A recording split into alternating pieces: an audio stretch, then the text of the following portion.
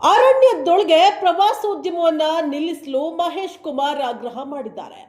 ಯಾಕೆಂದ್ರೆ ಪ್ರವಾಸೋದ್ಯಮ ಗಣಿಗಾರಿಕೆ ಸ್ಥಗಿತವನ್ನ ಗೊಳಿಸುತ್ತಿದ್ರೆ ವಿಧಾನಸೌಧಕ್ಕೆ ಮುತ್ತಿಗೆಯನ್ನ ಹಾಕ್ತಾರೆ. ಬರೀ ಮುತ್ತಿಗೆಯಲ್ಲ, ಇದು ಕಾಡು ಪ್ರಾಣಿಗಳೊಂದಿಗೆ ಮುತ್ತಿಗೆ ಹಾಕ್ತೇವೆ ಎಂದು ಎಚ್ಚರಿಕೆಯನ್ನ ಕೂಡ ನೀಡಿದ್ದಾರೆ. ಅರಣ್ಯದೊಳಗೆ ಪ್ರವಾಸೋದ್ಯಮ ನಿಲ್ಲಿಸಲು ಮಹೇಶ್ ಕುಮಾರ್ ಆಗ್ರಹ. ಪ್ರವಾಸೋದ್ಯಮ ಗಣಿಗಾರಿಕೆ ಸ್ಥಗಿತಗೊಳಿಸದಿದ್ದರೆ ವಿಧಾನಸೌಧಕ್ಕೆ ಕಾಡು ಪ್ರಾಣಿಗಳೊಂದಿಗೆ ಮುತ್ತಿಗೆ ಎಚ್ಚರಿಕೆ.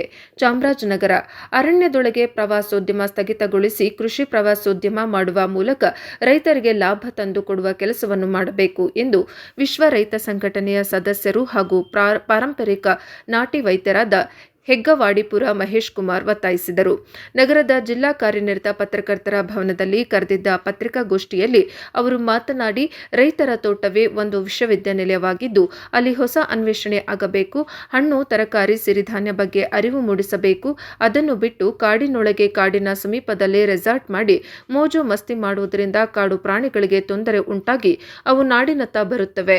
ವೀರಪ್ಪನ್ ಇದ್ದಂತಹ ಸಂದರ್ಭದಲ್ಲಿ ಒಂದು ಕಾಡು ಪ್ರಾಣಿಗಳು ನಾಡಿನತ್ತ ಸುಳಿಯುತ್ತಿರಲಿಲ್ಲ. ಕಾಡು ಪ್ರಾಣಿಗಳು ರಕ್ಷಣೆಗೆ ಇತ್ತು. ಹಾಗಾಗಿ ಕಾಡಿನೊಳಗೆ ರೆಸಾರ್ಟ್ ಮಾಡುವುದು ಬೇಡ. ಅನ್ನದಾತರ ಹೊಲದಲ್ಲಿ ಪ್ರವಾಸೋದ್ಯಮ ಮಾಡುವ ಮೂಲಕ ರೈತರಿಗೆ ಲಾಭ ತಂದುಕೊಡುವ ಕೆಲಸವನ್ನು ಮಾಡಬೇಕು ಎಂದು ಒತ್ತಾಯಿಸಿದರು. ಜಿಲ್ಲೆಯಲ್ಲಿ ಕಾಡು ಪ್ರಾಣಿಗಳ ಉಪಟಳ ವಿಪರೀತವಾಗಿದ್ದು, ಪ್ರಾಣಿ ಮಾನವ ಸಂಘರ್ಷ ಎದುರಾಗಿದ್ದು, ಜಾನುವಾರು ಪ್ರಾಣ ಕಳೆದುಕೊಂಡಿದ್ದಾರೆ. ಬೇಕಾದಷ್ಟು ರೈತರು ಬೆಳೆ ಬೆಳೆಯಲು ಆಗುತ್ತಿಲ್ಲ. ಕಾಡು ಪ್ರಾಣಿ ಭಯದಿಂದ ಜನರು ತಮ್ಮ ಜಮೀನು ತೋಟಗಳಿಗೆ ಹೋಗಲು ಆಗುತ್ತಿಲ್ಲ.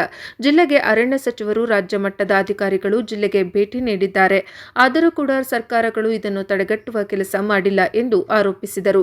ಕೂಡಲೇ ಪ್ರವಾಸೋದ್ಯಮ ಇಲಾಖೆ ಕಾಡಿನೊಳಗೆ ಪ್ರವಾಸೋದ್ಯಮ ನಿಲ್ಲಿಸಬೇಕು, ರೆಸಾರ್ಟ್ ನಿಲ್ಲಿಸಬೇಕು, ಗಣಿಗಾರಿಕೆ ನಿಲ್ಲಿಸಬೇಕು. ಆಗ ಮಾತ್ರ ಕಾಡು ಪ್ರಾಣಿಗಳು ಅರಣ್ಯದಲ್ಲಿ ನೆಮ್ಮದಿಯಾಗಿ ಇರುತ್ತವೆ.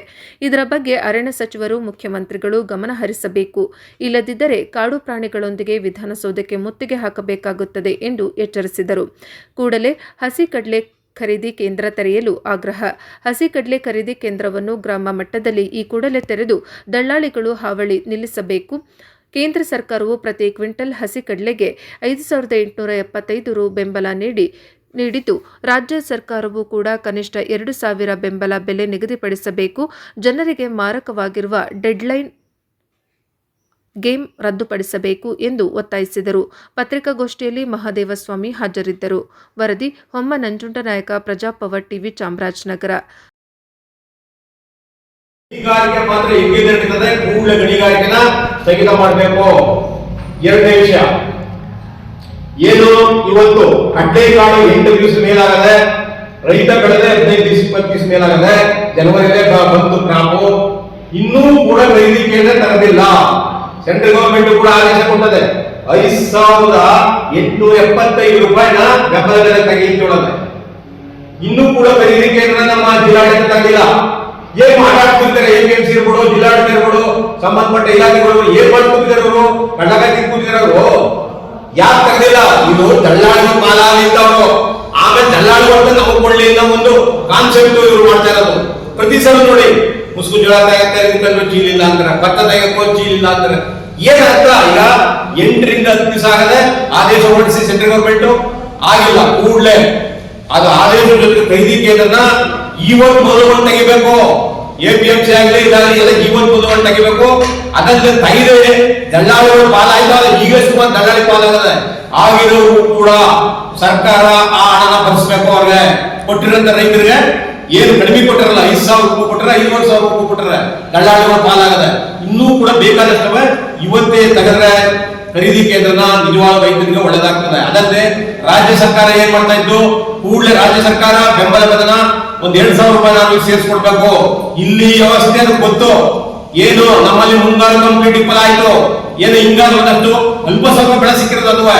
ಆದ್ರಿಂದ ನಾವು ಕೊಡಬೇಕು ಅಂತ 10,000 ರೂಪಾಯಿ ನಾವು ಬೆಲೆನ ನಿರ್ಧಾರ ಮಾಡಬೇಕು ಅಂತ ರಾಜ್ಯ ಸರ್ಕಾರಕ್ಕೂ ಆಗ್ರಹ ಮಾಡ್ತಾ ಇದೀವಿ. 5,875 ಜೊತೆಗೆ ಇನ್ನೂ ಸೇರಿಸಿ ಖರೀದಿ ಕೇಂದ್ರನ ಪ್ರತಿ ಪಂಚಾಯತಿ ಮಟ್ಟದಲ್ಲಿ ತೆಗಿಬೇಕು. ಅದುವೆ ಸುಮ್ಮನೆ ತಗೊಂಬಂದು ನಗರ ಎಲ್ಲ ಒಂದು ಇಟ್ಬಿಡು ಅಲ್ಲಿ ತಂದು ಹುಡುಗರು ಹಂಗೆ ಆಗ್ತಲ್ಲ ಅಂತ ನಾವು ಹಂಗೆ ಅಲ್ಲ.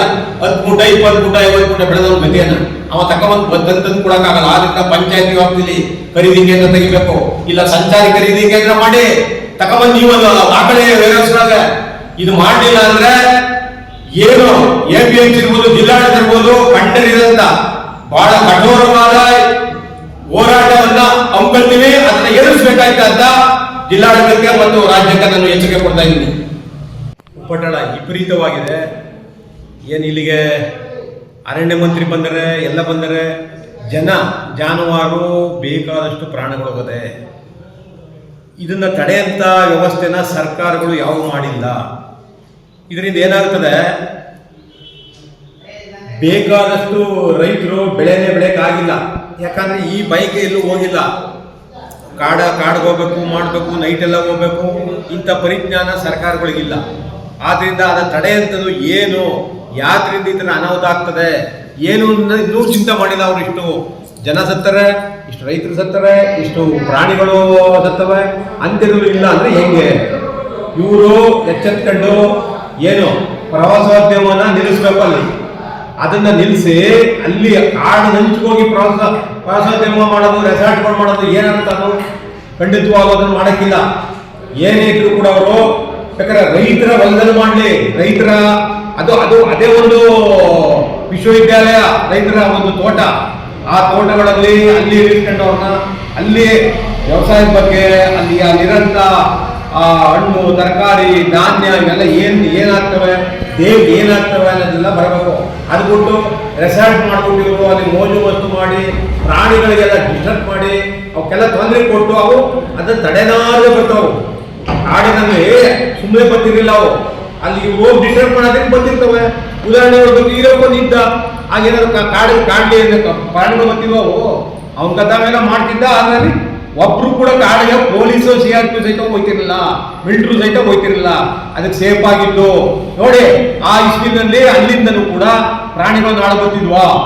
ಇಲ್ಲ. ಯಾಕಂದ್ರೆ ಇವರು ಇವ್ರುಗಳೇ ಹೋಗಿ ಡಿಸ್ಟರ್ಬ್ ಮಾಡೋದು. ಆದ್ರಿಂದ ಕೂಡಲೇ ರೆಸಾರ್ಟ್ ನಿಲ್ಲಿಸಬೇಕು. ಪ್ರವಾಸೋದ್ಯಮ ಇಲಾಖೆ ಕೂಡಲೇ ರೈತರ ತೋಟವನ್ನೇ ಪ್ರವಾಸೋದ್ಯಮ ಇಲಾಖೆ ಮಾಡಬೇಕು. ಯಾಕಂತಂದ್ರೆ ಹಾಗಾದ್ರೆ ಒಂದು ಸಾಧ್ಯ. ಅದಲ್ಲದೆ ಇವ್ರು ನೋಡಿ ಚಕ್ರದೇವ್ರ ಬೆಟ್ಟ ಅಲ್ಲಿ ಮಾಡ್ಲಿಬೇಕಾರೆ ಏನು ಎಂತ ಇರೋದಲ್ಲಿ ಆ ಪ್ರಕೃತಿ ಸೌಂದರ್ಯ ಅದ, ಪ್ರತಿಯೊಂದು ಅದ, ಎಲ್ಲ ಅದ ಅಂತಾವೆಲ್ಲ ಅಲ್ಲಿ ಮಾಡಿ ಜನಕ್ಕೆ ಅಲ್ಲಿ ಮಾಡಲಿ, ರೋಪ್ ಸಿಸ್ಟಮ್ ಮಾಡ್ಕೊಳ್ಳಿ. ಶಂಕರದೇವ್ರ ಬೆಟ್ಟಕ್ಕೆ ಬೇಕಾದಷ್ಟು ಜನ ಹೋಗಲ್ಲ ಅಂತೆಲ್ಲ ಮಾಡೋದು ಬಿಟ್ಟು ಅರಣ್ಯಗಳಿಗೆ ಹೋಗೋದು, ರೆಸಾರ್ಟ್ ಮಾಡ್ಬಿಡೋದು. ಪ್ರಾಣಿಗಳು ಅಲ್ಲಿ ಡಿಸ್ಟರ್ಬ್ ಆಯ್ತವೆ, ತೊಂದರೆ ಆಯ್ತವೆ, ಅವು ನಾಳೆ ಬರೋದು ಪ್ರಾಣಿ. ಆಮೇಲೆ ಗಣಿಗಾರಿಕೆ ಏನು ಸೆನ್ಸಿಟಿವ್, ಎಕೋ ಸೆನ್ಸಿಟಿವ್ ಇರ್ತದೆ. 10 ಕಿಲೋಮೀಟರ್ 25 ಕಿಲೋಮೀಟರ್, ಇದು 25 10 1 ಕಿಲೋಮೀಟರ್ ನಡ್ತಾವ ಗಣಿಗಾರಿಕೆ. ಏನಾದ್ರ ಅರ್ಥ? ಪೊಲೀಸ್ ಇಲಾಖೆ ಏನ್ ಮಾಡ್ತಾ ಇದ್ದು, ಜಿಲ್ಲಾಡಳಿತ ಏನ್ ಮಾಡ್ತಾ ಇದ್ದು, ಪ್ರತಿಯೊಂದು ಏನ್ ಮಾಡ್ತಾ ಇದ್ದು. ಆ ಪಂಚಾಯತಿಗೆ ಪವರ್ ಕೊಡಿ, ಆ ಪಂಚಾಯತಿ ಅಧಿಕಾರಿ ಅವ್ರನ್ನ ವಜಾ ಮಾಡ್ತೀವಿ ಕೇಳಿ ಯಾವ ಪಂಚಾಯತಿ ಗಣಿಗಾರಿಕೆ ನಡ್ತಾ ಇದ್ದು, ಎಲ್ಲಿ ನಡ್ತಾ ಇದ್ದು ಎಲ್ಲ ಗೊತ್ತಾಗ್ತದೆ. ಇದೆಲ್ಲ ಮಾಡಿದಾಗ ಅರಣ್ಯದಿಂದ ಪ್ರಾಣಿಗಳು ಬರಲ್ಲ, ಅವು ಪಾಡಗಳು ಇರ್ತವೆ. ಆದ್ರಿಂದ ಕೂಡಲೇ ಅರಣ್ಯ ಮಂತ್ರಿ ಇರ್ಬೋದು, CM ಸಿದ್ದರಾಮಯ್ಯ ಬಗ್ಗೆ ಗಮನ ಹರಿಸಬೇಕು. ಯಾಕಂತಂದ್ರೆ ಇದು ಸಾಮಾನ್ಯವಲ್ಲ. ಬಹಳ ಉಪಟಳ, ಬಹಳ ತೊಂದರೆ. ಬಹಳ ಜನ ಕಾಡಿಗೆ ತಮ್ಮ ತೋಟಗಳಿಗೆ ಹೋಗಾಯ್ತಾ ಇಲ್ಲ. ನಂಜನಗೂಡ ಕೇಳಿದ್ರಲ್ಲ, ಸೆಂಟರ್ ಒಂದು ಮಧ್ಯಭಾಗದಲ್ಲಿ ಇರೋಂಥ ಗ್ರಾಮ, ಅಲ್ಲಿ ಇವರೇ 144 ಹಾಕ ಸಂದರ್ಭ ಬಂತು ಪ್ರಾಣಿಗಳಿಂದ. ಅಂದ್ರೆ ಯಾವ ರೀತಿಯಲ್ಲಿ ವ್ಯವಸ್ಥೆ ಮಾಡ್ತಾರೆ ಅನ್ನೋದು ಎಲ್ಲರಿಗೂ ಜನಜಾಹೀರಾಗದೆ. ಆದ್ರಿಂದ ಎಚ್ಚೆತ್ಕೊಂಡು ಅದು ಮಾಡಬೇಕು.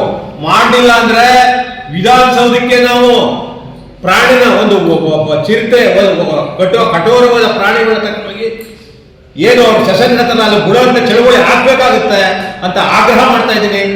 ಯಗೋಡಿಪುರ ಮಹೇಶ್ ಕುಮಾರ್, ಕರ್ನಾಟಕ ರಾಜ್ಯ ಸಂಘ ಹಾಗೂ ಮತ್ತು ನಮ್ಮದೇ ಕೃಷಿ ಪ್ರವಾಸೋದ್ಯಮ ಇಲಾಖೆ ಹೇಳುತ್ತಲ್ಲ, ಕೃಷಿ ಪ್ರವಾಸೋದ್ಯಮ ಇಲಾಖೆ ಅಲ್ಲಿ ಕೃಷಿಕರನ್ನ ಒಳಗೊಂಡು ಅಲ್ಲಿ ತಂದು ಬಿಡ್ಬೇಕು ಅವ್ರನ್ನ. ರೆಸಾರ್ಟ್ ಬನ್ನಿ ನೋಡಿ ಅಂತ ನಮ್ಮ ಕೃಷಿ ಬಗ್ಗೆ ಎಷ್ಟು ಕಷ್ಟದ, ಏನದ, ಯಾವ ರೀತಿ ಅನ್ನೋದು ಅವ್ರಿಗೂ ಮಣ್ಣೆಟ್ಟಾಗಬೇಕು. ಏನು ಕೃಷಿಯಿಂದ ನಮ್ಗೆ ಇಂತಿಂತ